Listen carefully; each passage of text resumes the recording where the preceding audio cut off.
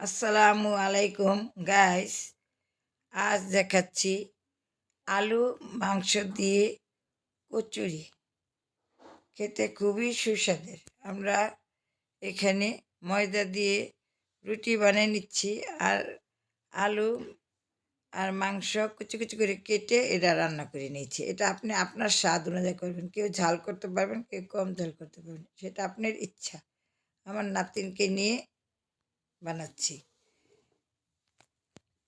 এটা নাতিন বানাচ্ছে, আমিও একটি বানিয়ে দেখাই দিব।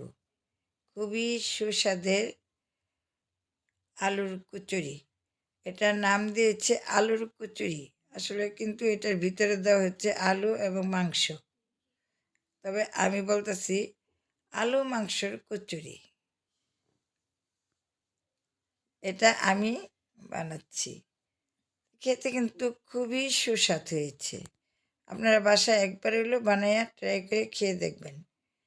এখন আমি ভেজে নিচ্ছি। ভালো লাগলে লাইক দিবেন, একটা শেয়ার করে দিবেন, নতুন এ থাকলে সাবস্ক্রাইব। আপনি যেইটা দিয়েই ভাজেন না কেন, খেয়াল রাখবেন ওখানে যাতে পানি না থাকে, তাহলে কিন্তু পানির ছিটে আপনার চোখে মুখে লাগবে। সাবধানে ভেজে নেবেন। আমি ছাঁকনির সাহায্যে এখন তুলে নিচ্ছি, পরিবেশন করে দেখাচ্ছি। দেখুন কতটা সুন্দর হয়েছে, দেখতে সুন্দর না, খেতে কিন্তু দারুণ স্বাদ হয়েছে।